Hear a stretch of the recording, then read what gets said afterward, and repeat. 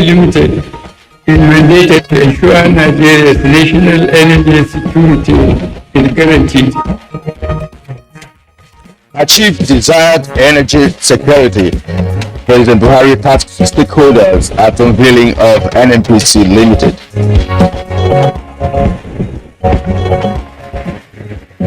After 5 months of industrial action, ASU says it is committed to ending strike if demands are met.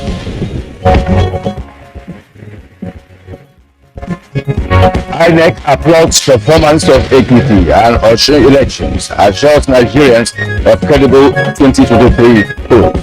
It was a good election. Osun was a better election. They are promising that the 2023 general election will be our best election ever.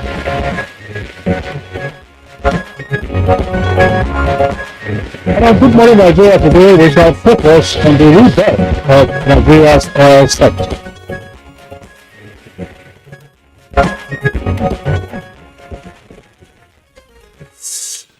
Nigeria's oil and gas sector is considered the black gold of the nation's economy and reputed to be the life wire of its revenue and indeed exports. According to the National Bureau of Statistics, Nigeria's exports were worth 7.1 trillion naira in the first quarter of 2022, and crude oil export was put at 5.62 trillion naira, representing nearly 80% of total export.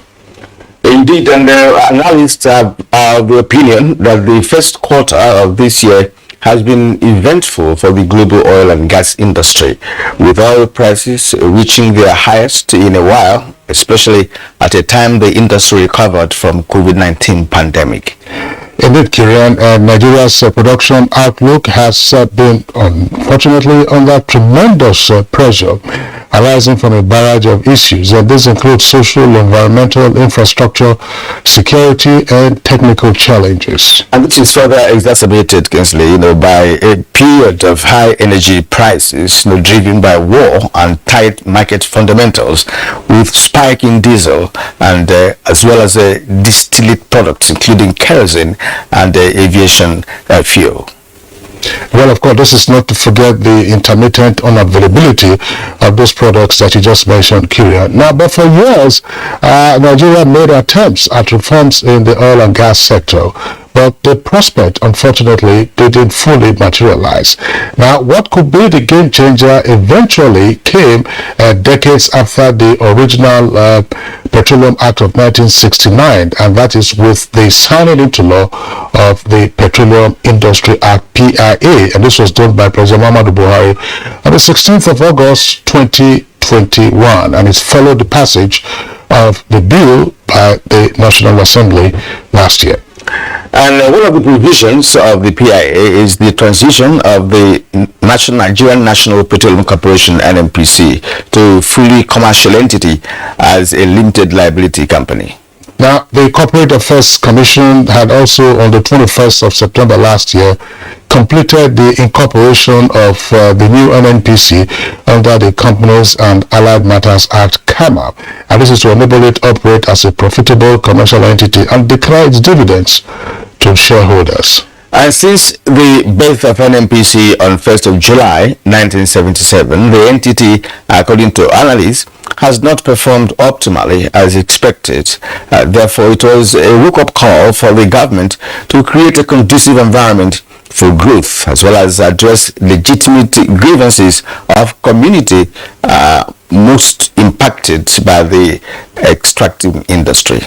Well, in furtherance of those wishes and more, the new Nnpc has come into being now with this unveiling on Tuesday being yesterday, where stakeholders explained that the National Oil Company is now, as it were, better positioned to lead in the drive for energy transition and as well as deliver value to its over 200 million shareholders, that's Nigerians, and ultimately its global customers. And President Muhammadu Buhari says the history is replaying, and so his directive to the new board at an event was indeed clear and precise, ensured strict compliance with good corporate governance principles.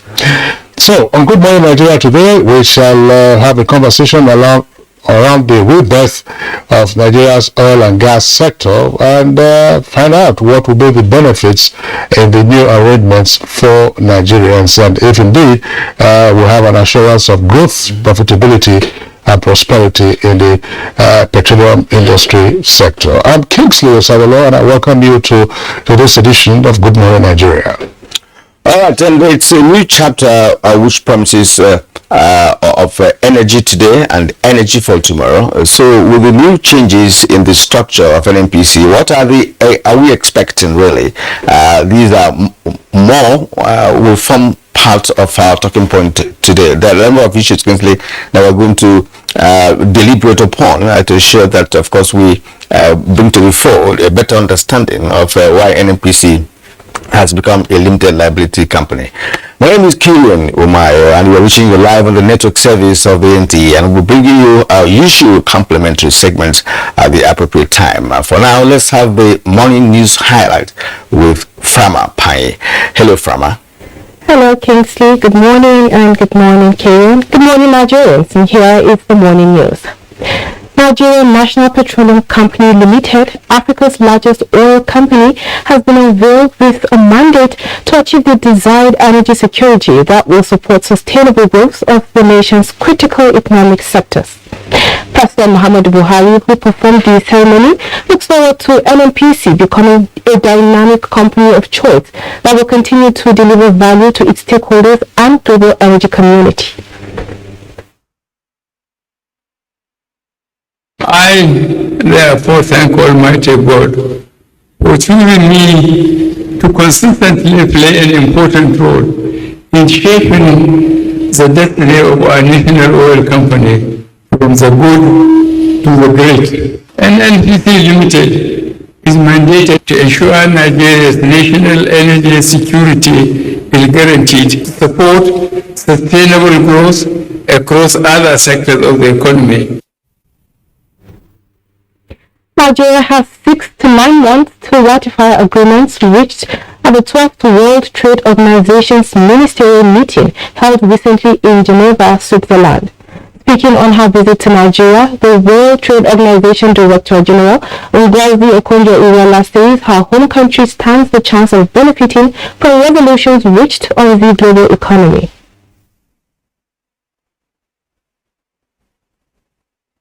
I don't want you to take 2 or 3 years, the normal time these types of agreements take to come into effect. I want to do it within the next 6 to 9 months. And I would like Nigeria to be among the very first to deposit this instrument. The African Development Bank, AFDB, is sinking $460,000 into Nigeria's Securities and Exchange Commission to deepen modernization and boost investor confidence. At the signing of the event, the Market Surveillance System Project 6 to position Nigeria firmly on the continental market space. The African Development Bank's support for this project derives from the federal government of Nigeria's efforts to promote the development of a competitive, deep and liquid capital market supported by an enabling regulatory environment. Organizations found guilty of defaulting in their statutory contributions to the Industrial Training Fund are to face severe sanctions. This is one of the major provisions of the Industrial Training Fund Act Amendment Bill, which has been subjected to public hearing by the Senate Committee on Industry.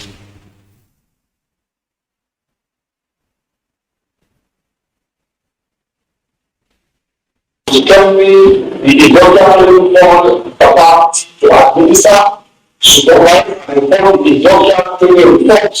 The role of the funds in overseeing the development of personnel is helpful to remaining competitive in human capacity development. And Meanwhile, the Academic Staff Union of Universities also says it is committed to ending the 5-month strike.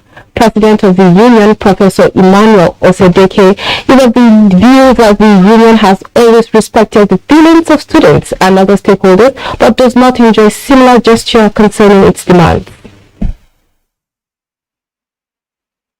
So we are not suspending this time. We want to end the strike. And you can only end the strike when the issue in contentions are met. Now, you like to be sure that when they are in school, they have permanent no strike again. By the federal government, one, signing and implementing the agreement we have negotiated with Nnpc. Two, the federal government challenged us when we said IPs was not working. They said, can you produce alternative? So any day they adopt that system, and finally, the past issue, the revitalization fund, arrears of earn allowance. When government implement this, the union we can even call our member that same day to come here and we look at it and suspend the strike. Ekiti governorship election was good. Osun was better. 2023 will be the best, says INEC chairman Professor Mahmoud Yakubu, who gave reassurance while receiving a delegation on the 2023 pre-election assessment visit to INEC in Abuja. It was a good election. Osun was a better election. We are promising that the 2023 general election will be our best election ever. That's the news for now. Good Morning Nigeria continues with Kevin and Kingsley after this timeout. Please stay with us.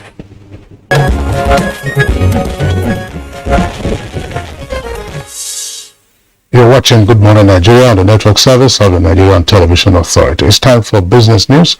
Abuja correspondent Kunle Adeyeye.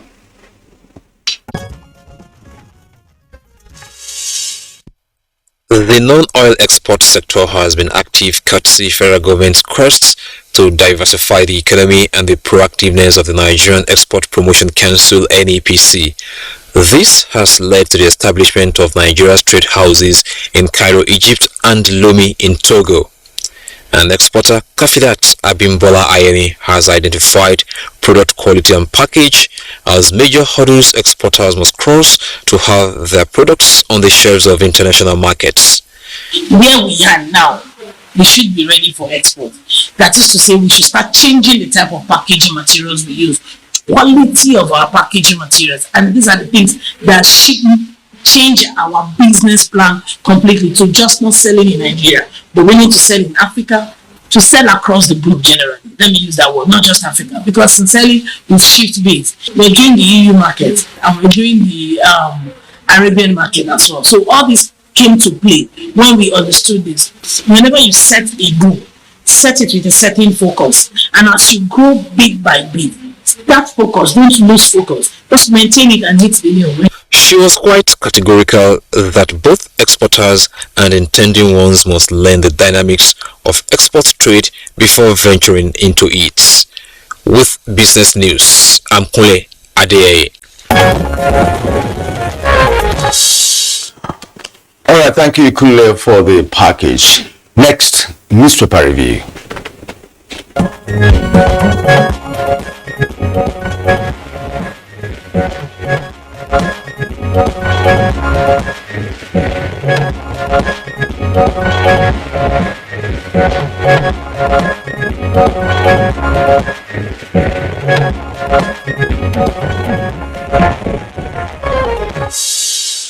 Mr. Parivia, Baya Tobi is right here with us in the studios. Baya, good morning and welcome. Good morning, Kingsley. Thank you. Good morning, Kikidia. Yeah, good to see you. Thank you. All right, let's begin with the Tribune, the Nigerian Tribune. Above the name flag of the Nigerian Tribune, a number of stories there. Domestic airline operators raised the alarm as the price of aviation fuel rises to 780 naira. That's on page 2. Now, politicians who pick 2 nomination forms risk 2-year jail term. That's according to REC. That's on page 4. Alright, now, why I choose Shetima as my running mate, Tinubu.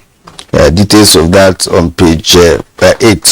All right. Adeba didn't endorse any presidential candidates, according to the management of RCCG. All right. Details on page 5.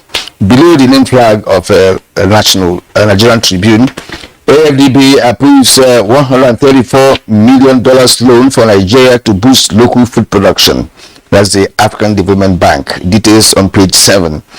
57% electricity consumers on estimated bill, as according to NEC, that's a regulatory body, is on page 7 of the Nigerian Tribune.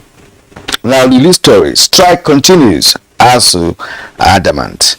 Right as to that, union insists on UTAS signing of renegotiated agreement. Resolve ASU issue within 2 weeks, Buhari tells Education Minister.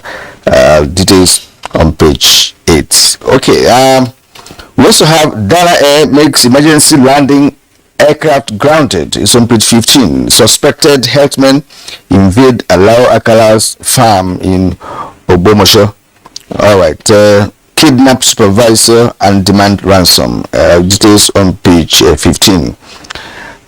APC will challenge a delegate's victory in court, says Oyetola's campaign DG. That's on page 6. All right. Buhari unveils new Nnpc Limited orders transfer of assets with 4 riders as company targets 1,500 retail outlets in 6 months. Confusion trails petrol price hike. We did not direct oil marketers to hike petrol price, according to Nnpc. Oil marketers fault viral message. All that on page 6 of the Nigerian Tribune. So we also we take a look now at the window page of the Leadership newspaper. Above the nameplate, interest rates to rise as inflation rises. That's attributed to the Monetary Policy Committee of the Central Bank of Nigeria. We reposition NDDC to achieve core mandate, says Umana. And below the nameplate, new Nnpc unveiled for Nigeria's energy security. Bandits kidnap 10 policemen, kill Catholic priests, and 9 others in Kogi, Kaduna, and Katsina. After 156 days of industrial action, that's the kicker, President Muhammadu Buhari gives Education Minister 2 weeks to end varsity strikes. ASU blames Ngige, says strike continues, asks government to prioritize education. We won't accept any disparity in varsity salaries, Sano. 2023 election will be Nigeria's best and vows. Federal government bomb as marketers raise petrol price to 185 naira per litre. Airlines dump low demand routes as Jet A1 nears 900 naira per litre. Thank you, Kinsley. Let's start with the development relating to the ASU strike. President Muhammadu Buhari has ordered the Minister of Education, Malam Adamu, to ensure that the prolonged ASU strike is ended and he report back to him in 2 weeks. The President gave the directive yesterday after being briefed by the ministries, department and agencies that is involved in the negotiations. The President... Under normal circumstances, a directive has been given by the President, but achieving the objective is another. How, in your view, will the minister be able to achieve it based on ASU's stand? Even up to this morning, of course, we just listened to the president of the union, and what he submitted. He's saying that look, there's no going back. So how will the directive be effective? Well, the role of the Minister of Labour is that of a conciliator. However, ASU is blaming him of being a party to the government side and not acting effectively as a conciliator. And because there have been disagreements with the disparities, the perception of the conciliator and the perception of the union are completely at variance. While the conciliator is alleging that the union is making negotiations very difficult, the union is blaming the conciliator as not being forthcoming as far as negotiations is concerned. But the instructions to the President is not only to the Minister of Education. He has also directed that the Minister of Labour and Employment should also be involved in the proactive measures to ensure that the strike is ended within the period of 2 weeks. In fact, the Secretary to the Government of the Federation is also being directed to be part of the negotiations to ensure that things go on smoothly. But the union is insisting that there are cardinal principles which they insist upon, which include acceptance of quotas and also their end allowance and certain things that have been stake. Unless those things are resolved, there will be no resolution.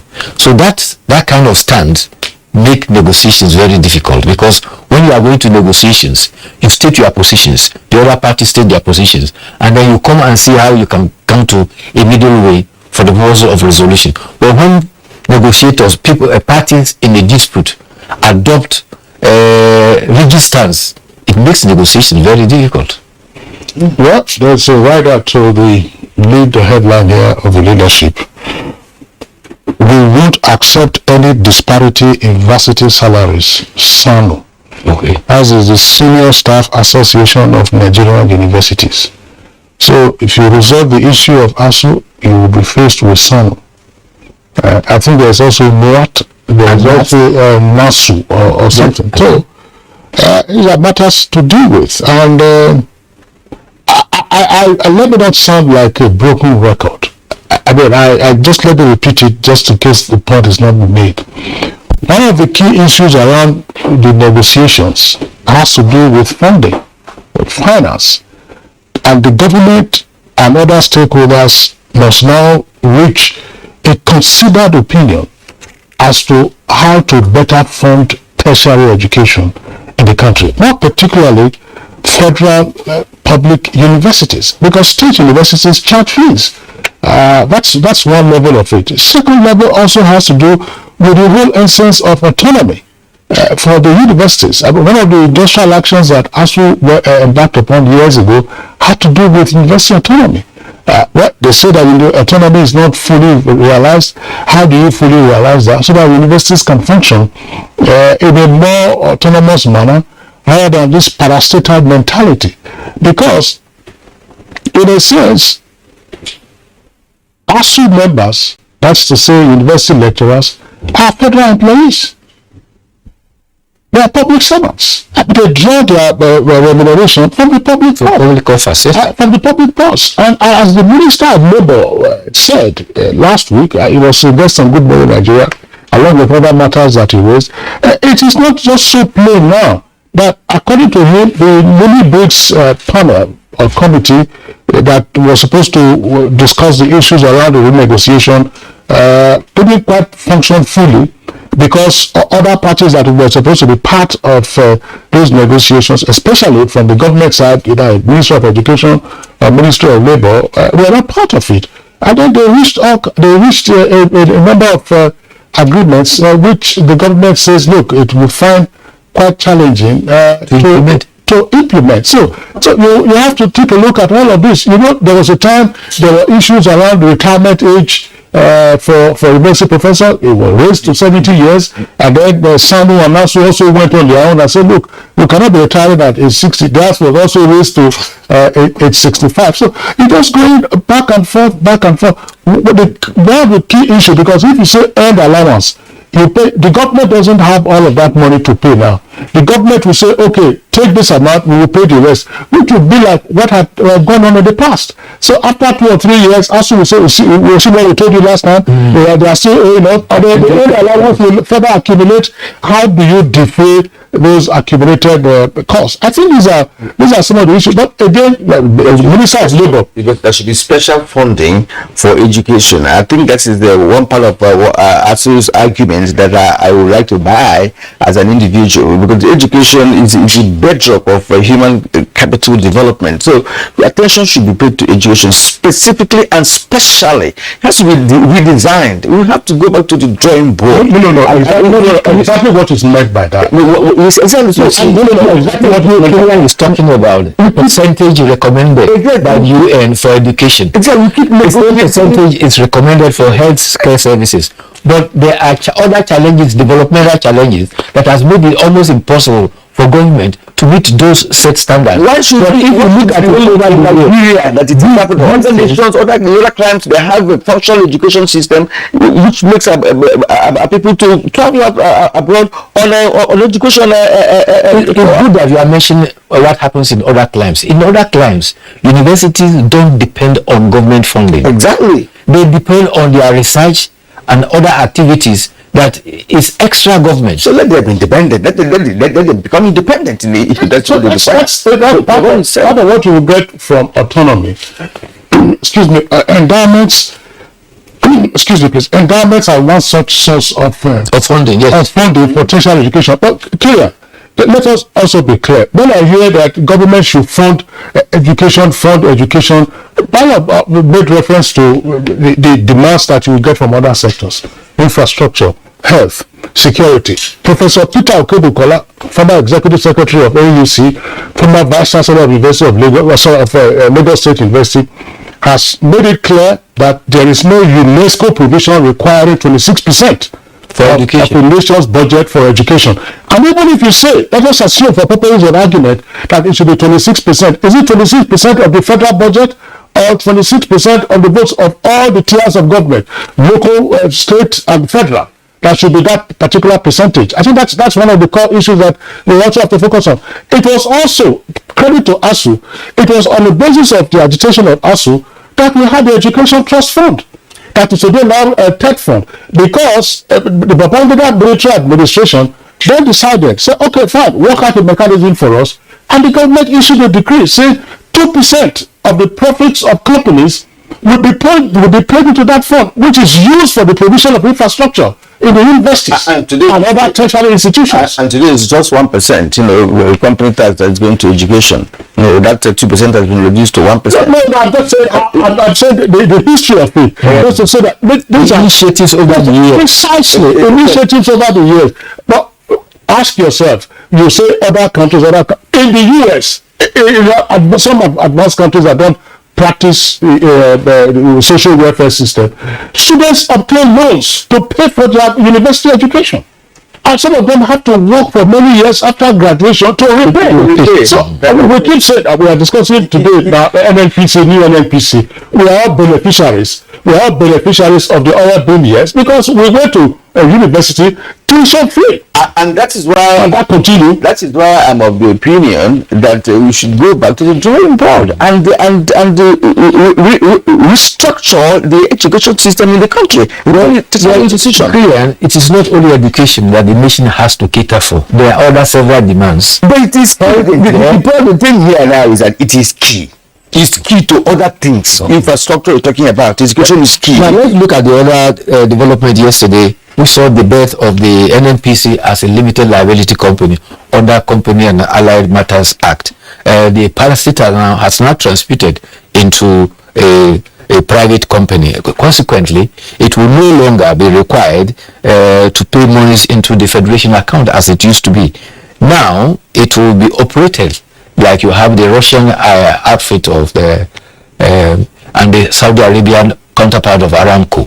It will be operated as an independent petroleum entity. And who are the shareholders?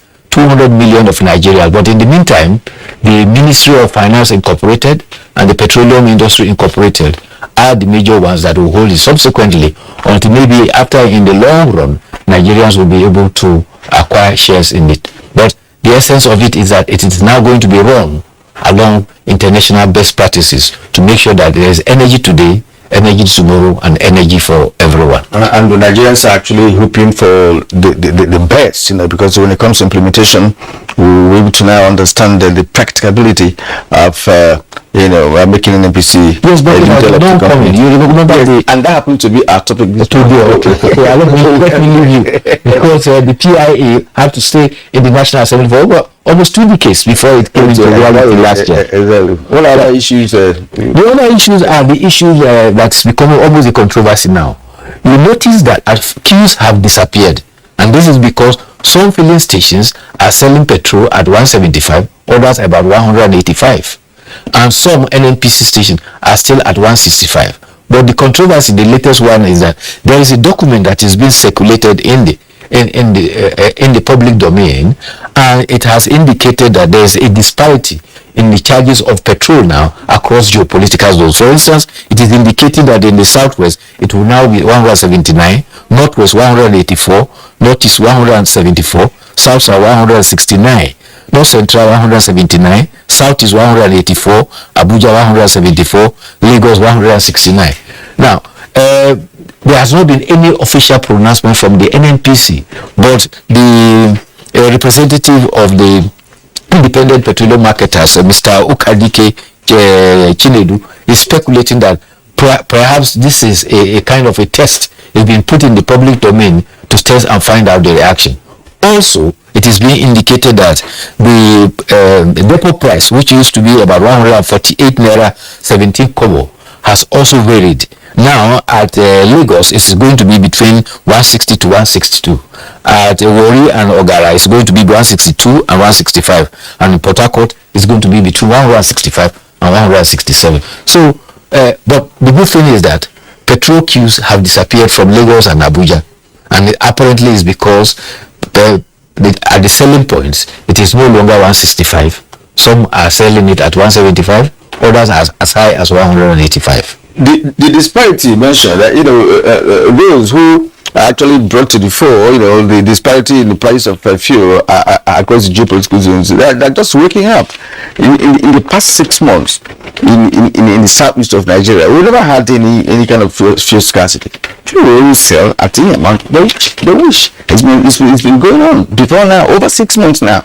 All right. So the question will be, why is the scarcity noticed only in Abuja and Lagos and not other parts of the country? Why should that be? And like you pointed out, in other parts of, aside from Abuja and Lagos, is because petrol is being sold above the 165 that was there. That's what I'm saying. This person has always been there.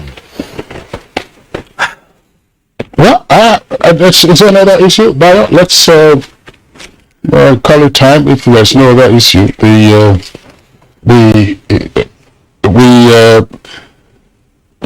just trying to wrap up on the matter of marketers raising petrol pump price to 185 naira per litre. The story is not very clear to me. That's why I opted to be mute in the first instance. What is the role of Nnpc in this?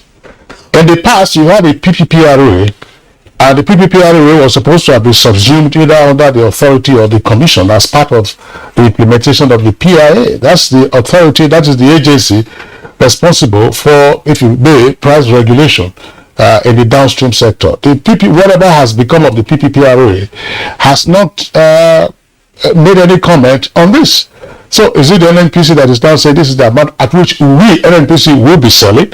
Or is it the PPRA that's now giving this as a benchmark price for the retail of refined petroleum products? So that's one point that is on the menu. Now, the table of figures that you read, if it says in the southwest for so much, in the northwest or the northeast side it will sell, again, that will raise issues around the bridging claims that marketers used to have. I recall I raised that issue on Good Morning Nigeria once with the Minister of State for Petroleum, to be perceiver. And I said, look, what will become of the Petroleum Equalization Fund, which was established in 1973 to provide for near equalization of prices of refined petroleum products throughout the country. And he said that for some time, the equalization fund will still operate. In other words, we are still going to be having the bridging claims, but the table of figures you read as to price disparity would appear to be different. That's why I said that the stories are unclear. Perhaps, in the coming days, we will have a clearer understanding. A more fundamental issue is what is happening to the refineries that are supposed to be on the mend. Yes, the refineries are supposed to be on the mend. The three of them, one had a 33-month period, another 25, another, I think, 26-month period. But periodically, we are not having updates to see to what extent there has been progress. So far, Wari has been on the target, and it is expected that it will come mainstream sometime next year. And if they are able to turn around these refineries and they are working, many of the problems we are talking about will be eliminated because the issue of importation will completely have been eliminated. We discussed it endlessly on this program, wherever issues of petroleum comes up, as a topic, that a nation that has about 3 or 4 refineries and none of them is functioning optimally is abysmal. It's unbelievable. As a matter of fact, the previous administrations also could be held responsible too, because over the years this has been there. Like this, now on one occasion I had to recall that in Texas, for instance, the refinery in Texas has been there since the 60s and it's still functioning optimally. So what has happened with all the turnaround maintenance that we've had in the past? Because I grew up learning about turnaround maintenance, and whenever it happens, there's a few scarcity because they're carrying out maintenance, comprehensive maintenance of these refineries. Yet nothing has happened. So what is the problem? Because from what you just said, Nigerians are believing that by next year, as you said, that we're going to have functional to come just one of them. Yes. All right. So and the other one subsequently. Is that a progress? Well, the NPC they met now, there's been an increase to 14%. Again, the central bank governor gave an indication that it is intended to check what we are seeing now, inflation, which is going to about 18.6%, and prices, urban inflation, rural inflation, prices of every commodity that is going up. So the initiative is deliberate to see what can be done and bringing the prices. Can we turn to politics? Like this headline here that politicians who pick 2 nomination forms risk 2-year jail term. Did you read about that? Well, I saw that, but again, it has to have its roots in the Electoral Act. If the Electoral Act prohibits that and you go against it, then you can. But what we have witnessed in the last primaries was that certain persons deliberately got what can be described as shadow candidates to purchase form, and later on those ones eventually now withdrew, and then when their aspiration for one office did not materialize, they are now able to come in, and those ones will withdraw, and then it happened in Bauchi, it happened in other states of the federation. But for a candidate to pick form, say you want to be a presidential candidate and at the same time be a senator, I don't think that is allowed by the law. Well, that's Mike Igili, who is a resident electoral commissioner. Yes. He was the one that was being quoted in that story.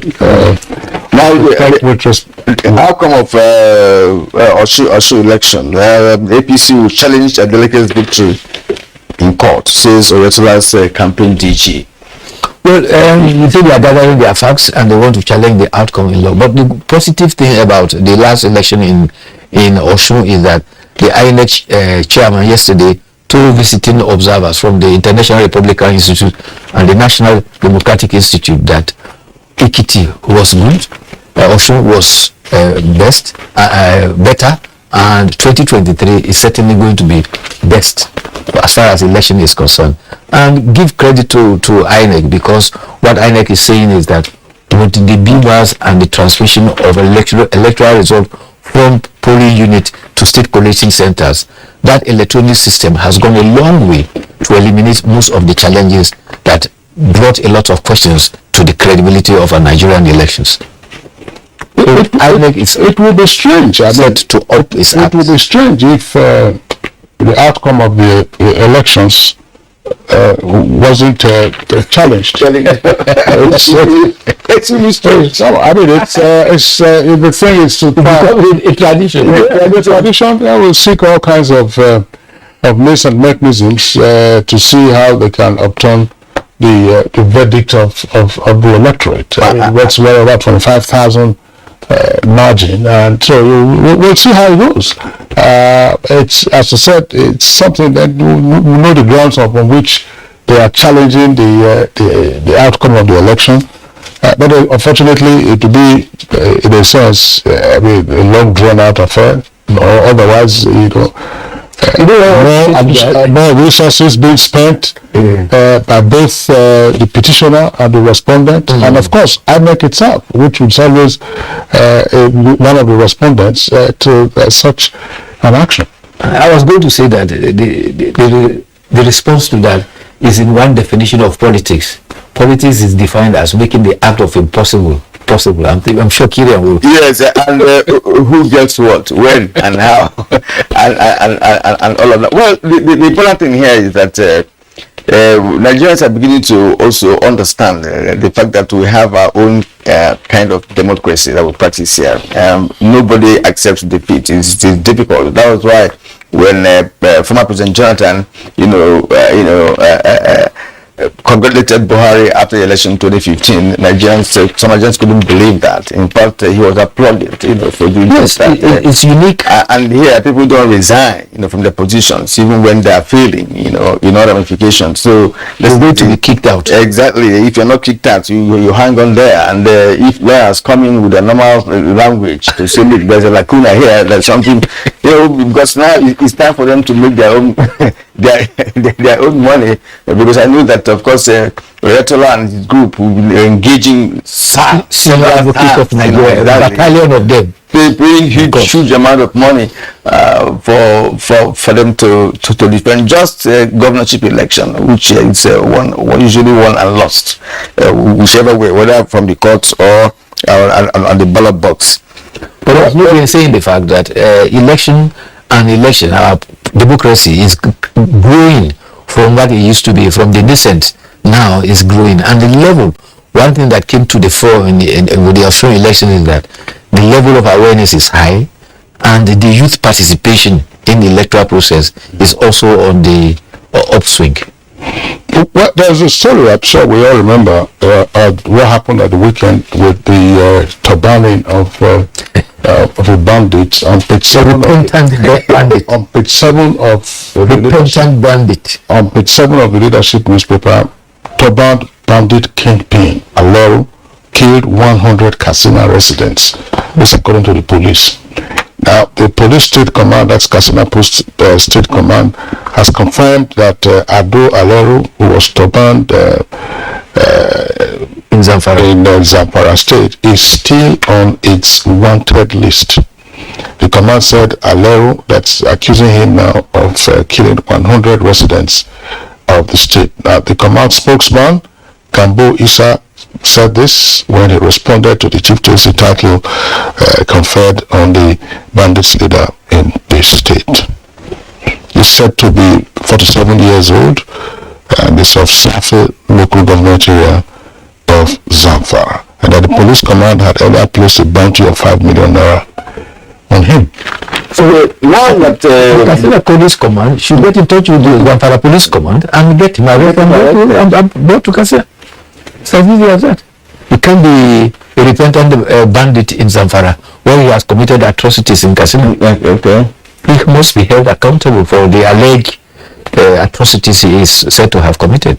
What really makes somebody a repentant bandit? That is what I don't even understand. And after that, you still have contact with the bandits, because the mayor was saying that what he did was to honor the man for assisting the community, because he has contact with the bandits, and perhaps the community has been spared, because of the man's contact with the bandits, so that the man is giving good service to the community. That is one of the major, as a matter of fact, the major reason why he had to turban the man. But he didn't get clearance as to, look, can I do this based on the nature or on the character of the person in question? You are repentant, you still have contact with them, so who knows whether he's still receiving his own part of the ransom whenever the people operate successfully. But that is the issue, because you may be there collecting money, his own share from the bandits when they carry out a successful operation.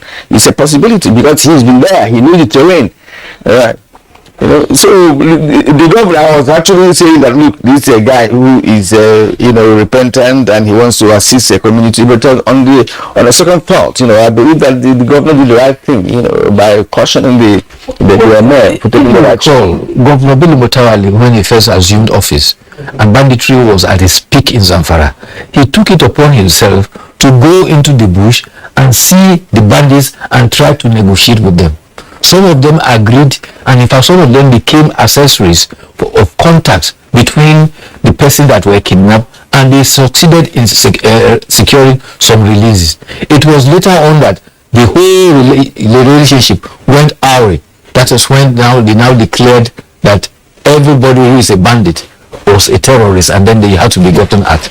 So it has been confusion about how to actually handle the challenges of banditry, because it was undermining the internal security of the state. Yeah, and another aspect of this, this banditry that we're talking about is the fact that people find it difficult to believe that nothing can be done to checkmate the nefarious activities of these young men. I want to believe that if the security agencies go all out, map out a plan, it's a raw plan, so to speak, irrespective of whatever is a UN charter or, a rule of engagement or what have you. Yes, you have to abide by that, but again, you have to be tactful and very constructive in the way you deal with them, not just schematic, as you said. There could be negotiations, but when that fails, what do you do? Sometimes they use the tool. If you recall, there was a time they kidnapped students of Kankara in Katsina State. What happened? The security agencies moved in very quickly because they knew the location where the students were being held by the bandits. Security surrounded the place, and there was overhead flight in that area. And the bandits themselves knew that they had been at least boxed in, and there was no way out. But the security could not move in because of the safety of the students. Therefore, they needed intermediary like this man there to go in there and say, look, you are surrounded, there's no way you can do this, let's go the students. And that is how they got the students in Kankara out and safely.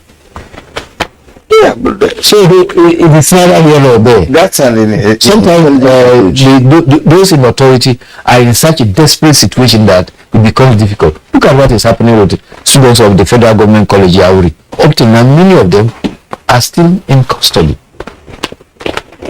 Well, it's a story that, of course, continues to rankle. Nobody's hearing anything again from either the negotiators or the kidnappers themselves. The Bethel Baptist school pupils. There's only one left now. Yeah, well, so one student is left. Yeah, one. It's almost how many years now? Well over a year. Is he the one that said he doesn't want to leave? It's a story about one of the students that said that he prefers to stay with the bandit. No, but certainly not the Bethel students. Not the Bethel students. Okay.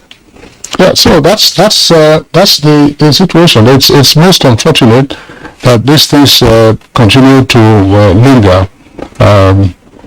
The Punch newspaper, which is also one of the papers that we have this morning, has basically the same stories that we've read and discussed from the Tribune and the leadership, except perhaps to just draw attention to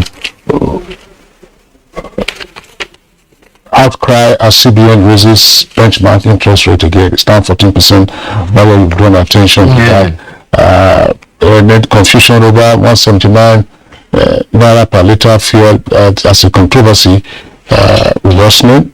You have the taste of that on page 17 of the Punch newspaper. The Osun Pro Tribunal, Oyetola pencils 50 lawyers, APC Adeleke trade words. Oyetola's legal team to consist of 50 lawyers or more, according to senior advocate. Don't tamper with election materials to favor APC. Adeleke wants INEC. You are not afraid of your shadow. APC believes governor-elect Adeleke. Well, again, it's after the fact of the outcome of the elections, we'll see how it goes. There was a practice direction sometime in the past that yes, you can have 50 lawyers, you can have 100 lawyers, but they will work in the background. But when the time comes for representation, you don't need more than 5 to announce. You don't need more than 5 to announce their presence. So you hire 1,000 SANs, 5 of them. We'll line up the others who do the background work for you. And election litigation, of course, is unique. There's no question about that. It's often said to be sui generis. You will do up to 50 lawyers to deal with a particular case. when you say you require 50 lawyers or more, it isn't as if those 50 lawyers will be present in court to announce their representation. You need researchers. The basis of law is for you first to know where the law is, find the law, then apply it, and you need researchers to do that. And they are usually in the background. It's only in Nigeria that you find a legal practice usually of one or a few persons. If you go to some other jurisdictions, sometimes they have hundreds of. That's why they have chambers. Hundreds of legal practitioners who are working in a law firm. And then what you don't do is you atomize it. Say, look, this aspect you pick on this one, this aspect you have a team, and then of course you come around to do that. But of course, that's the way they earn their money. So that's how it goes. All right. Mario, we're going to call it a day. It's what I will refer to as a special edition of We thank you. I hope to see you again tomorrow. All right. All right. You're watching Good Morning Nigeria on NTA Network Sets. We'll take a short break now. We'll be back very shortly.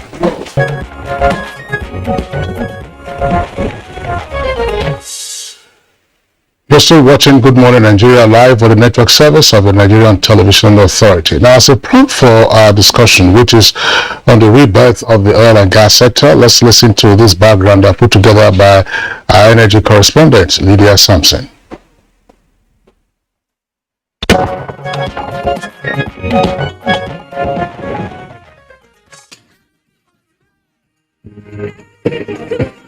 This music by Barry Art Alade sets the tone for the beginning of Nnpc Limited.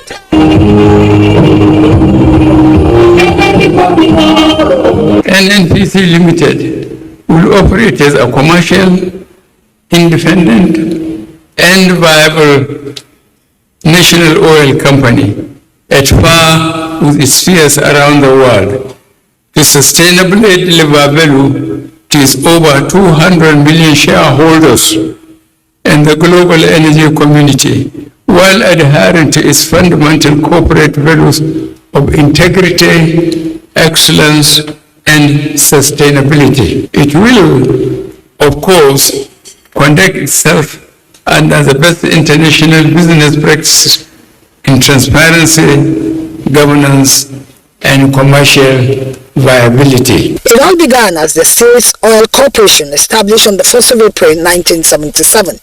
In addition to its exploration activities, the then corporation was given powers and operating interests in refining, petrochemicals, and product transportation, as well as marketing. From its inception to the rebirth, Nnpc has footprints across the value chains. Amongst Nnpc's several subsidiaries are 2 partly owned subsidiaries, 16 associated companies, autonomous business units, as well as upstream company. Nnpc operates joint venture partnership with virtually all international oil companies in Nigeria. This perhaps led to its former slogan, "We touch your lives in many ways." These resonate with key players here who believe the narrative is about changing for the better. The best of Nnpc is yet to come. This is the new best. It's memorable as much as it is historical. And as you heard Mr. President say, when you talk about destiny, he is a man of destiny. I'm sure this will turn around things. They will make more investment. They'll be able to raise more money and invest heavily in the oil and gas industry. It's a huge potential that Nigerian can use for prosperity of its own people. The beginning of creating the enabling environment for Nnpc to thrive commercially. It is about how we move Nnpc to occupy the rightful position. More agility, more, of course, operational excellence. This is globally a better economy for the interest of Nigerians. We know small ways, open the market, open the business. For the first Group Chief Executive Officer of Nnpc Limited, enforcing best international business practices cannot be compromised. Skills are changed. You bring up new competencies in the people. If we can train them, we have ability to do this. For now, the expectations are high, with hopes that the new company will continue to unfold as Africa's largest oil company, as well as viable national oil company, delivering dividends to 200 million Nigerian shareholders.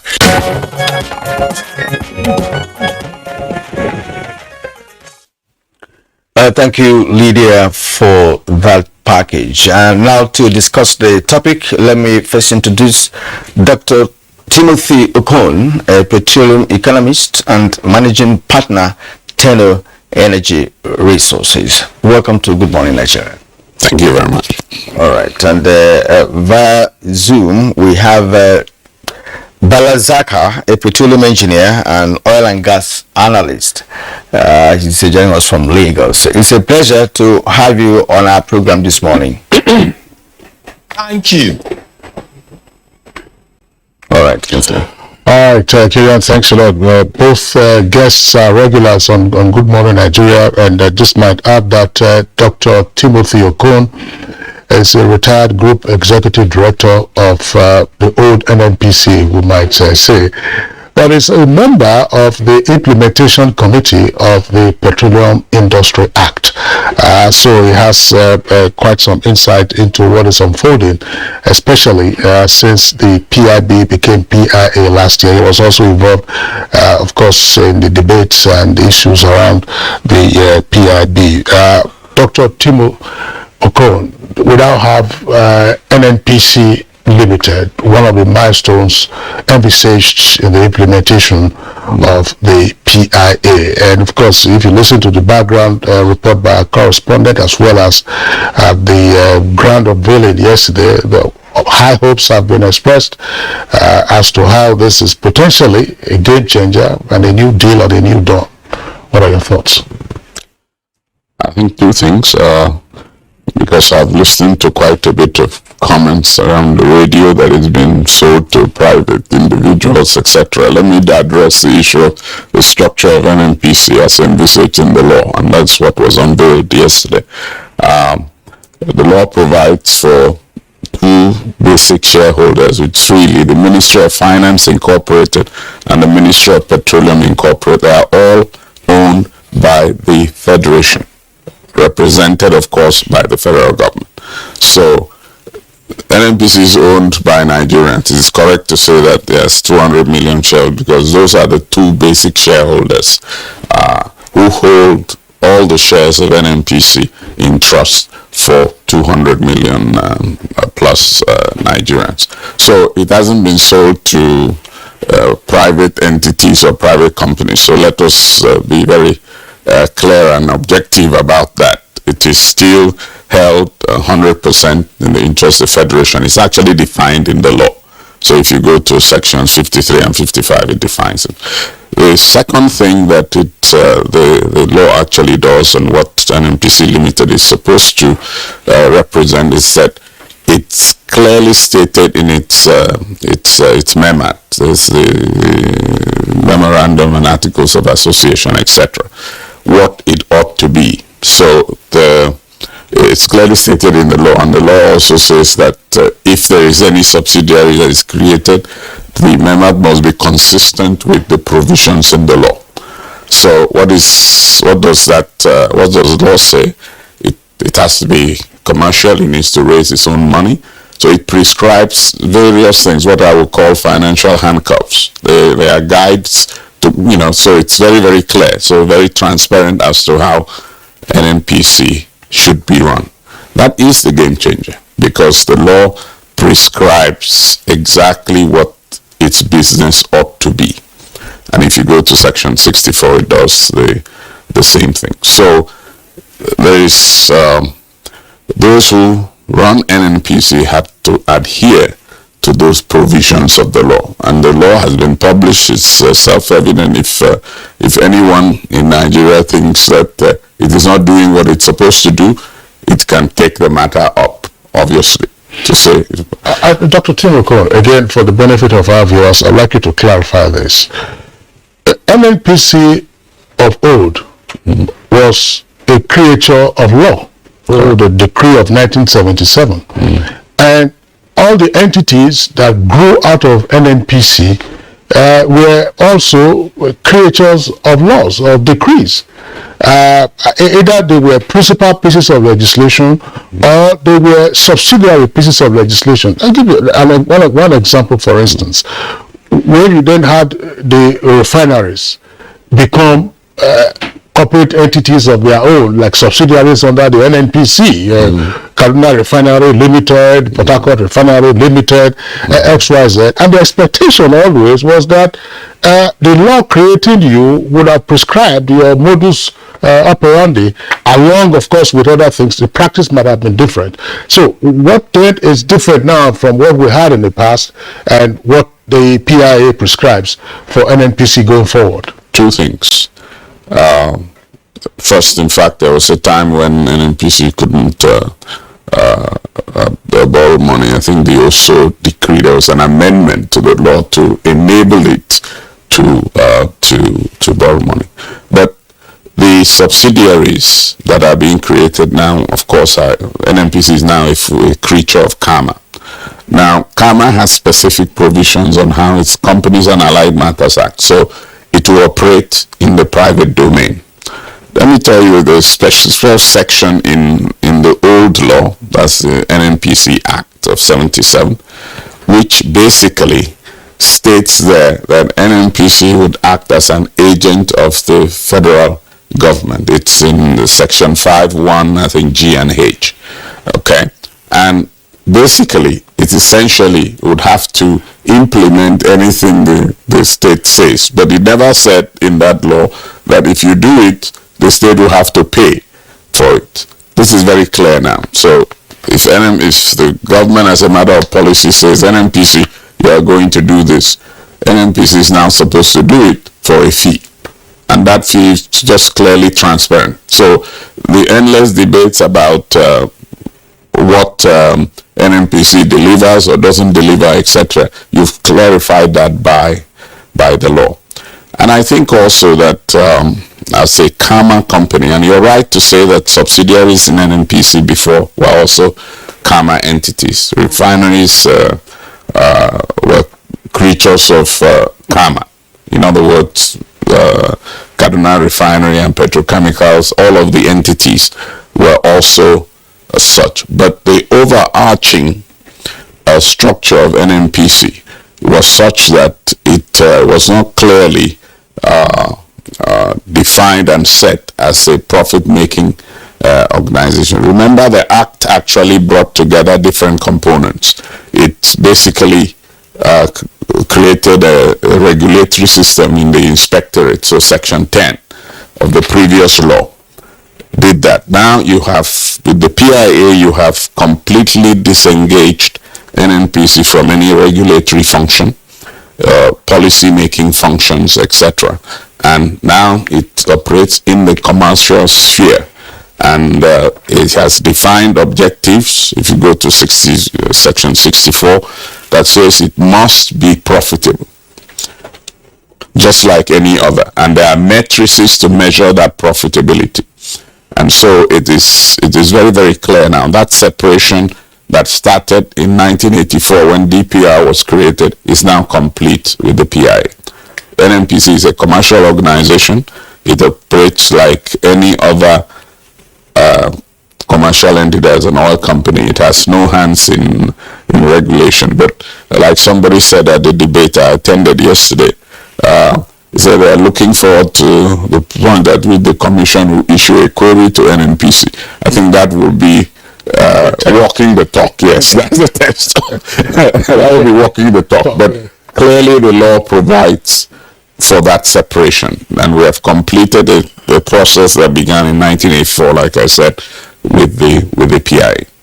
Yes, there's no doubt that Nnpc becoming a limited liability company is with the best of intentions, and of course the laws backing that move is there, and from your postulations it appears that we're looking forward for the better in terms of the performance of that entity. But as we make progress in this conversation, we also look at some other intricacies with respect to the day-to-day running of Nnpc. So let's bring in Bala Zaka. Bala, can we understand your own concept of the new Nnpc? You know, of course, at the unveiling yesterday, persons have been, showering encomiums on the idea. Someone saying that now it's time to force international best practice and what have you. And of course, Dr. Okon here has made it clear that there are laws in the PIA backing the move. Now, what do you think of the mechanics of running of the new NMPC, and how will it now bring about optimal performance of that entity? Thank you for that excellent question, and I greet Dr. Okuna, and I thank God for his knowledge and wisdom and what God has kept him and he's still doing to the Nigerian oil and gas industry and the global energy community. You know, when we were talking about NNPC here, if you look at it, when you look at some of the adjectives that were used or phrases that were used to describe NNPC, we are talking about NNPC rebirth. We are not talking about giving birth to a brand new entity or corporation called NNPC. We're talking about rebirth, meaning that it already existed. Certain things have happened, and it's actually going to change or transit, not even metamorphose, you know, into a new body. When we talk about public sectors, and like I always say, you know, if you want to apply restructuring mechanisms to public sectors, you can privatize some and you get your benefits. You can liberalize some and you will get your benefits. You can deregulate some and you will get your plan or passive benefits. And you can commercialize some and you get your plan or passive benefits. My understanding in this context is that of all the four restructuring mechanisms I talked about when applied to public sector, I think we are commercializing NNPC. We have decided, or our leaders, economic and political leaders, decided that NNPC should be commercialized. And when you commercialize a public sector, what you are basically saying is that that sector will still remain a government-owned entity, but it will now have what we call profit center and a cost center. And once an entity is supposed to have profit center and cost center, it simply means that entity will now become responsible, first of all, on how she manages her funds, you know, her earnings and her expenses. In the context of the current NNPC Limited now, what has basically happened now, if you look at it practically, that was why I said, let us look at some of the description, the words and the phrases. Before, what we had was Nigerian National Petroleum Corporation. But what we are going to have now, or what we are now having, is Nigerian National Petroleum Company Limited. And if you look at it closely, you will find out that Nigerian National still remains. No private or 100% private entity has the right in any country to carry that national something. So if you look at it, it is still Nigerian National Petroleum, this time around Company Limited. And once you talk about Company Limited, you are now tying it or that entity now to Company and Allied Matters Act. And that simply means it will now probably be governed, or it will be overseen or oversighted by Karma. And when you talk about Karma, but we call it limited, that means you're not talking about a 100% public-owned entity. Because in accounting, when you carry out the accounting of public sectors, what we use is international, you know, what you use, we call it IPSAS, International Public Sector Accounting Standards. But when you are dealing with private sectors, you use what we call International Financial Reporting Standards. And when you talk about general public sector, even the basis of accounting is what we call cash basis, which means all your transactions must be reported in cash flows. But when you're dealing with private entity, like what will happen now, that means you use what we call accrual basis. In other words, this Nnpc Limited now can recognize revenues even before receiving cash once that transaction has taken place, and can also recognize or record expenses. But the fundamental thing that will happen is that when you are under CAMA, it is compulsory that you must file returns, just like any other private company. Then your financial statement must be subjected to audit.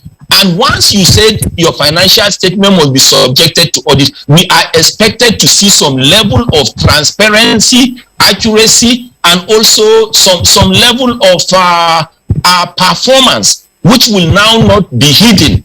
You know, so fundamentally, the real opaque Nnpc will now be expected to be professionally accountable, and we will expect to see more of transparency. And most importantly, investors have every right to ask for your financial books or your books, and based on that, they will need to carry out their own analysis and see if they can contract with you or not. But please, I want to appeal, you know, because we have our economic and political leaders, and we also have our energy leaders, in this case within Nnpc. A day before the unveiling, that was 2 days ago, the then group managing director of Nnpc, who is now the chief executive officer of Nnpc, said in probably a year's time, there is likely to be an IPO, that is initial public offer.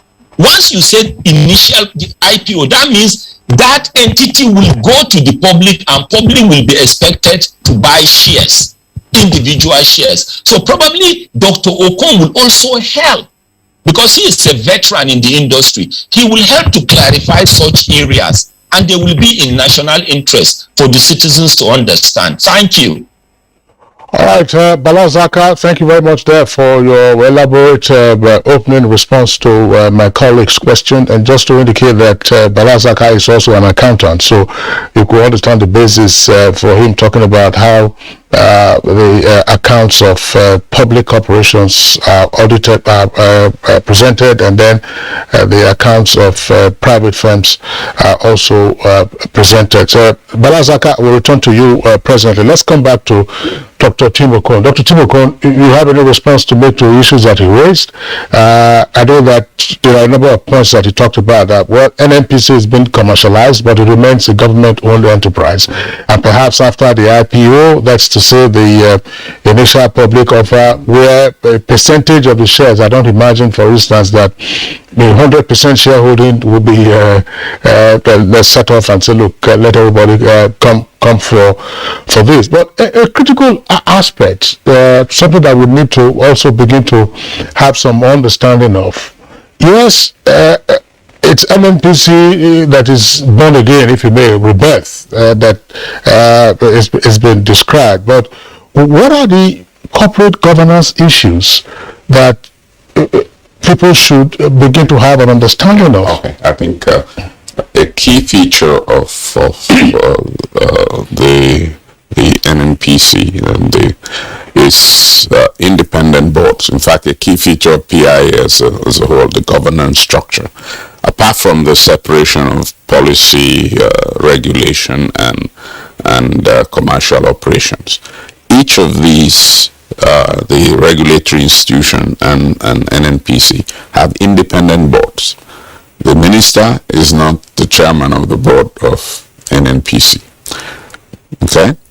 The boards over the regulatory institutions, and the minister is not the chair there either. So there is a separation of policy. The minister has responsibilities in setting policy. So you have independent regulation and you have an independent commercial oil company. So that is unique. Before, of course, if you look at the Nnpc Act, that governance was, the minister was the chairman of the board, and so on. So I think it is, that is what then cascades down, that the boards have a fiduciary responsibility to implement what the law says with regards to this karma entity. Because there are certain, I call them handcuffs, because normally you do not have karma is just something that you draft your own memat, etc. This time the law drafts a memat and hands it over to you. And so if you create a subsidiary, that memat, that subsidiary must conform to this. And there was a good reason for that. And I think that was to safeguard any possibility of a new form of memat emerging and not consistent with the commercial intentions of the state. So clearly, of course, this leaves room for down the road, I don't know when, potential people are talking about an IPO. Yes, with an IPO, of course, you need to consult your financial advisors and they will put your book of accounts in order. So I guess if I may just go back a couple of years when this process began, you found that Nnpc wanting to publish it, article saying it had achieved profitability, etc. Those are the kind of benchmarks you set for yourself for a future of potentially going to the public and say, well, I'm going to expose my financial records to you, and on that basis, I'm going to value the shares of the company. And if that decision is to be made, because the government is the 100% shareholder, then they will determine the value of course, the market will determine the value of the shares, but the quantum of shares that would be sold. But that it's important to recognize that possibility, because the energy business is quite capital intensive. One of the key things you have in this one is that Nnpc must source for its own money. So it is not going to go to the National Assembly for budget. And therefore, it needs to manage its resources consistent with general practice. The third point is that Nnpc would have to pay dividends to the shareholder. Okay? And every shareholder, whether public or private or government or anyone, likes to get a dividend check. So the Minister of Finance has a deep interest in what will come out of that. So the board and the Ministry of Finance, for example, would want to be sure that they have a dividend policy that is consistent with national objectives, given the importance of the oil industry to especially the government budgets, etc. I think the fourth point to note is basically that Nnpc now has an opportunity to rationalize assets. It can get into the businesses it thinks it should be in and avoid the businesses it should not be, and if the state requires it to be in a specific area of the industry that is unprofitable, then the state needs to pay for it. I think those provisions are quite clearly stated in the law. So those are the key things that, but Nnpc has to find a mechanism to raise funds for itself. So it cannot indulge in businesses that are losing money. You can't do that. Well, it's indeed a new era, and Nigerians, I hope, will fully appreciate the concept of Nnpc rebirth. Before we go on break, I'd like to bring in Balazaka once more, and I'd like you to speak to some of the points that Dr. Okun has made with respect to appropriate governance structure, which will lead to excellent performance. Because since inception in 1977, it is believed that Nnpc has not really performed optimally, hence the need for the new thinking towards that entity. Now, from what Dr. Okun explained, I still find it difficult to really understand what will be the the mechanism he's talking about for the day-to-day running of NNPC, and they have to source their money, they have to make their money, and then are they accountable to which body? Is it accountable to government and what have you? And how can government also be making revenue from NNPC if it is so structured? And again, lastly, the GMD of the old NNPC is still at the helm of affairs within at the new NNPC. Operational style and all of that will have to change. What is the guarantee, that the leadership of the new NNPC will be able to, exit from the old system to the new one, to, in fact, imbibe the new spirit of the new NNPC? Thank you for those questions. And like I said, when we're talking about a public entity now, being graduated or metamorphosed or rebirthed into a private entity, honestly, time would reveal or unveil so many things for analysts, industry player, potential investors to understand before making their decisions. It's just like before the passage of the petroleum industry bill, the general understanding or the thinking was that prices of distillates were going to be deregulated, and that if they become deregulated, we were going to see so many investors coming in. We were going to see competition, and the competitiveness and the analysis of investors was what was going to make them to come in. But strange enough, after the passage of the petroleum industry bill, we saw the deregulation of prices of products taking place in stages. And unfortunately, what so many Nigerians thought was going to happen is not clearly what we're seeing. Because if deregulation means prices of diesel, aviation fuel should get to where they are getting now, and that investors were going to come in, it's clearly showing that probably we didn't get it right. Because as far as I'm concerned, strategic industrial sectors, strategic commercial sectors, and strategic domestic sectors are shutting down. Many of them cannot break even. I mean, you know what's happening to the aviation sector. You know what's happening to companies. Personally, I feel this year, for the first time, if care is not taken, because of the cost of the price of diesel, company income tax is likely to go down.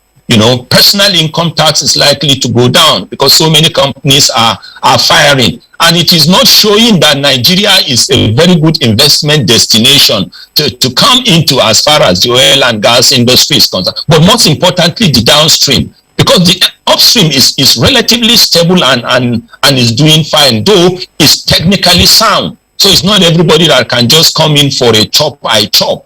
So with time, we are likely to see so many things.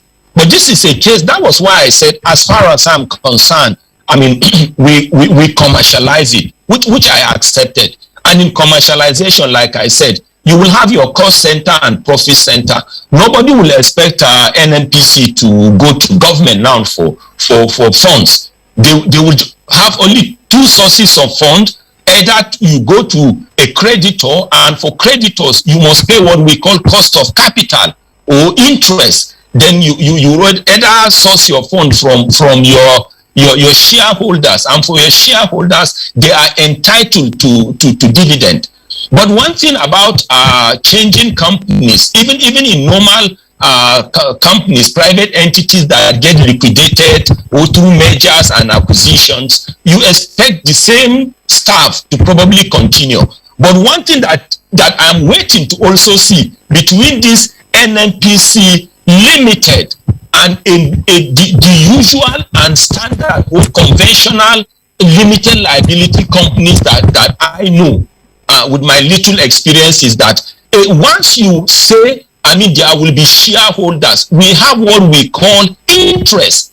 Above a given percentage, you are going to have what we call controlling share. Above a given 25%, you will have what we call controlling interest. That means you will be represented on the board. Once you have up to 25% of a shareholding or equity. But this is a case now where we have everything at the end of the day belonging to the government. So how will this equity be managed? Are we going to see controlling shares? Are we going to see significant interest? Those are the items and variables that will determine how transparent and how accountable the new Nnpc Limited is going to be. Thank you. All right, Balazaka, thank you very much there. We will take a short break now. When we return, we'll continue with the conversation.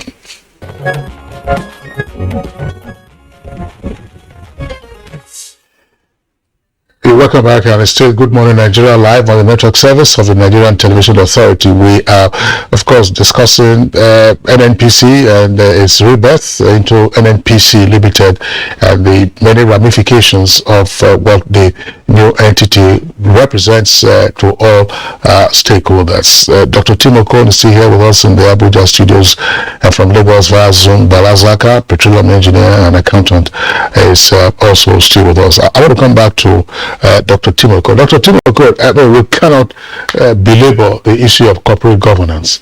The corporate governance structure is always one that is fairly obvious for a private company, less so in terms of control for statutory corporations as we used to know them. But here we are in terms of relationships. Now, the two shareholders in Nnpc Limited today are Ministry of Finance Incorporated, Ministry of Petroleum Resources Incorporated, but they're acting as trustees on behalf of the federal government, state governments, and local governments, which governments are also representing 200 million plus Nigerians. So, but let's look at the relationship in the first instance amongst this, that's intergovernmental relationship. Nnpc has been commercialized, as it were now. It's a private entity. What is likely to be the relationship between the new Nnpc and the National Assembly? Because if you recall, I mean, almost every so often you had Nnpc officials being invited to meet one committee or the other, submit one, make clarification. Yes, if your activities impact on the public, the National Assembly, it has the powers to invite you. But in terms of looking into your books and all that, when you also have other trustees, how is this going to work out? Plus, of course, after this initial if you may, board, as we have it now, what happens going forward? Okay, I think the powers of the National Assembly are quite clear. They could subpoena anyone to appear before the National Assembly. So, not being a statutory corporation, but a limited liability corporation doesn't eliminate you from being asked to testify before any committee of the National Assembly if they deem it so fit. But clearly, the governance structure of Nnpc, now not having the minister being the chairman of the board, and the rules of karma firmly in operation, means broadly two things. The first is that the hint of the IPO take place. I mentioned that a proportion of the shares could be sold. If that proportion of shares to be sold, it to be sold to certain shareholders, and the shareholders would have to be represented in the board. So a reconstitution of the board according to the rules of karma will have to take place. That therefore the powers of the president to appoint members of the board would clearly now be reduced and limited to the interest of the government in the number of shares it will now be holding. those independent shareholders, along with the government shareholders, will now elect or select who becomes the CEO of the NNPC, and of course they will effectively take charge of all the matters regarding the fiduciary responsibilities conferred by KAMA on members of the board. So there is, the new KAMA is essentially, and after the Enron experiences, etc., board members have serious responsibilities. It's just not something you stumble into or walk across. You have responsibility because you are answerable for the fortunes of the companies which you are. Now, the hint of the IPO, it's also important because NNPC needs to raise money in the future.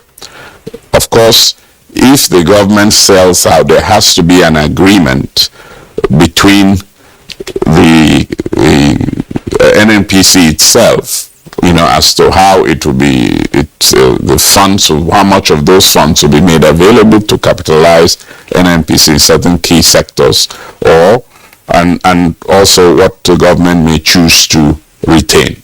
But IPO is not only a governance issue, it's really a funding strategy that enable you to fund going forward. The oil and gas business is labor intensive. Labor intensive, but also financially very. You need huge capital to run oil and gas. I'll add a further comment, and that comment is really that the move towards a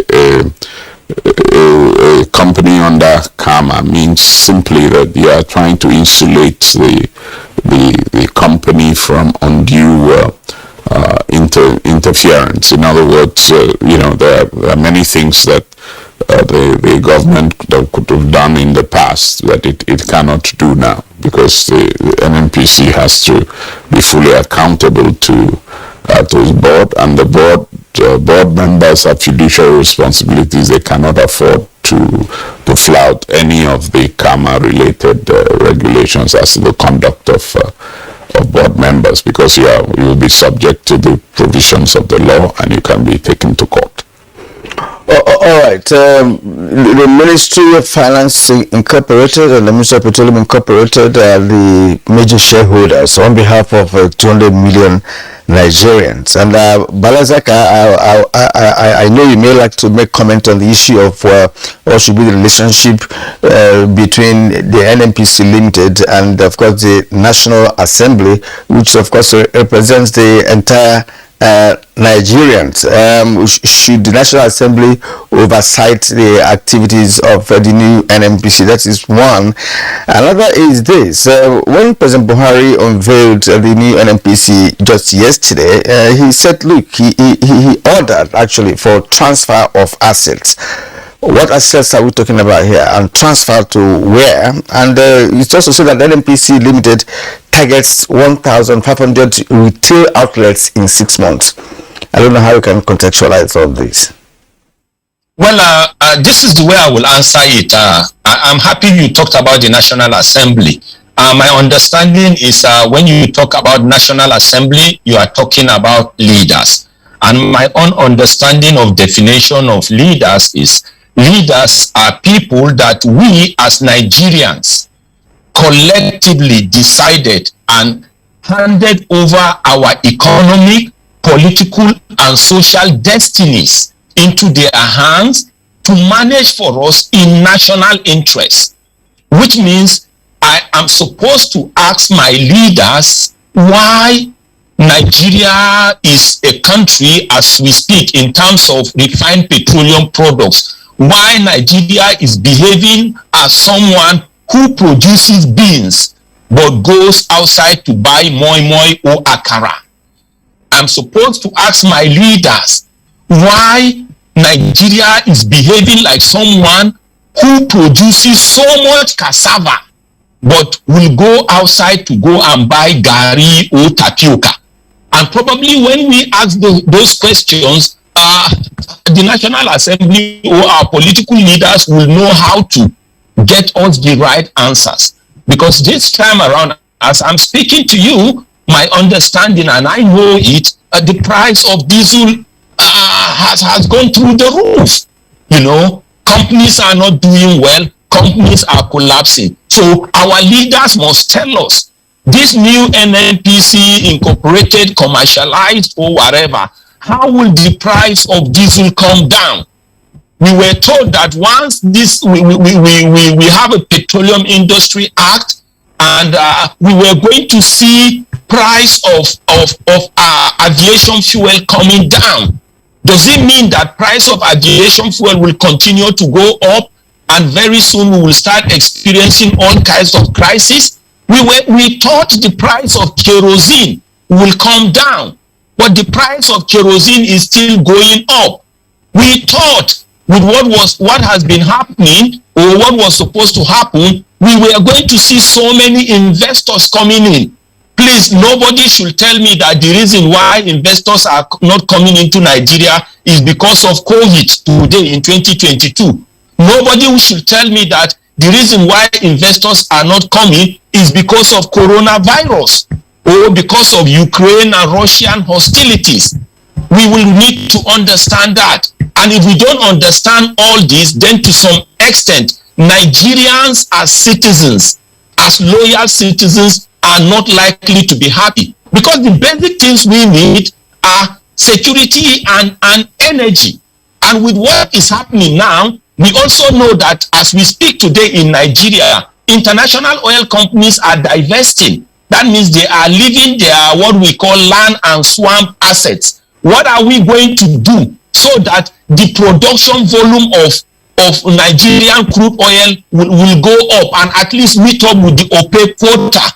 What are we going to do so that the production volume we require internally to be able to meet up with our budget will be achieved? What are we going to do such that our refineries fundamentally will work? Because because in the first phase of this discussion, we're talking about technicalities, basically. But we want to talk about those things that will benefit Nigerians. Because as I speak to you now, even the Nnpc, I will always say former GMD and now CEO, 2 days ago, he said Nigeria was losing about 400,000 barrels of crude oil per day to vandals and thieves.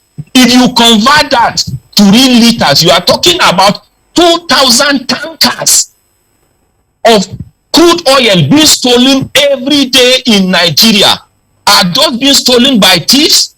Or it's actually a well syndicated and a well crafted criminality? Those are the things Nigerian citizens want to know. Because at the end of the day, what we want is a situation where there should be energy sufficiency, and we will embark on different activities that will make us comply with our civic responsibilities of paying taxes and levies to our government. We will be very happy if we will contribute to the growth of the GDP. So there are so many things, but like we said, the unveiling was just yesterday. It's just like when Nigeria was given birth to in 1960. There were fanfares and expectations. When Nigeria went into democracy in 1999, there were fanfares and expectations. So it was the same thing with yesterday. It was a rebirth. We have positive expectations, but along the line, Nigerians must ask questions, and those questions will require solutions. But the most important thing is we will be happy if our leaders succeed. We will be happy if the new board succeed, and we'll be happy if the glory of the Nigerian oil and gas, energy and industry will be restored or is restored. All right, Bala Zakat, thank you very much there for the points that you have raised. Back to Dr. Timoko, we're getting pressed for time. Again, a number of issues on the table. We can't possibly unpack everything at the same time. But from your perspective, what is the assurance that the new NNPC could guarantee Nigeria's energy security? Of course, energy security is a mix of many other things. I mean, I've heard you speak at several fora talking about revenues and so on and so forth. But energy security, and energy security, let us cascade it to the man on the street to say, look, I get into a filling station, I buy my petrol, and I drive away. that if I use diesel, I get into the filling station, I buy my diesel, I go away. I use kerosene, I buy my kerosene, I go away, which means that the right investment and operational decisions should and ought to be taken with respect to our refining capacity. What is the promise of the new NNPC with regard to these issues, as quickly as we can?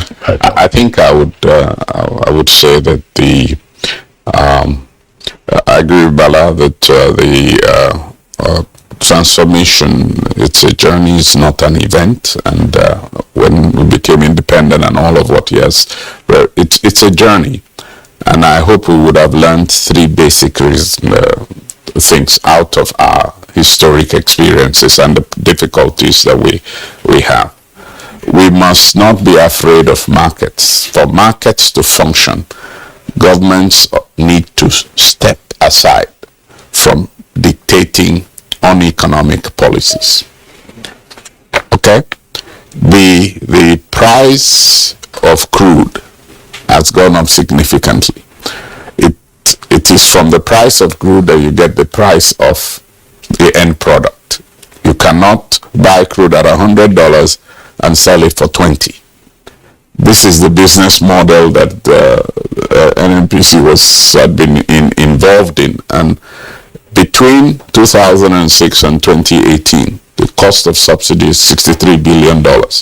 Now, $63 billion can do a hell of a lot of things. You can build petrochemical plants, can build power plants, you can do so many things, but you cannot trace the 63 billion because it's basically in the exhaust of a pipe. It's like the car exhaust. We have burnt it all. So public policy and public good are very, very important. Okay? But economic populism is not a substitute for the poor. Are the worst impacted by bad economic policies. And the more you keep on this particular track, the worse the condition is going to be. Now, why do we even want to contemplate IPOs and things like that? Just like Saudi Aramco is contemplating IPOs. It's quite simple. The state has nothing in its covers to invest for the future. That's the basic fact. National debt has dramatically increased. That is a fact. So if you are spending more money on subsidizing petroleum products than you are on education, on health, the citizens' economic situation will worsen. And those are facts, because we are dependent on the oil industry. You need oil to get out of oil, as they say. Good. But in the meantime, you need to invest. Exactly, sir. In that. And that investment can only come when you manage other things in such a way that you have money to invest. And it's critical. Now, where you run these types of deficit, it affects the exchange rate. And that is why whether you are forcing this exchange rate, you can't manage it. Because there is a link between interest rates, exchange rates, and inflation. We have to stop you there. So I have to, it's a macroeconomic problem which we must solve. That's a good analysis. But what Nigerians are looking forward to a better NNPC Limited and see how it can impact on the lives of Nigerians. At this point, we'd like to appreciate you for being here this morning and, of course, sharing your thoughts with us. That's Dr. Timothy Okon, a petroleum economist and managing partner at Tenor Energy Resources. And, of course, we had Bala Zaka, a petroleum engineer, an accountant, and of course an oil and gas analyst. We thank you for waking up with us this morning on Good Morning Nigeria. And of course, Christian, that's how we... Yeah, that's how we wrap it up. It's a very interesting conversation, shall we say. The conversation on the new NNPC continues at some other time. I'm Kingsley Osadola. Join us again tomorrow for another edition of the program, same time, 7 in the morning. Enjoy the rest of your day. I am Kirian Omar. We'll see you again tomorrow.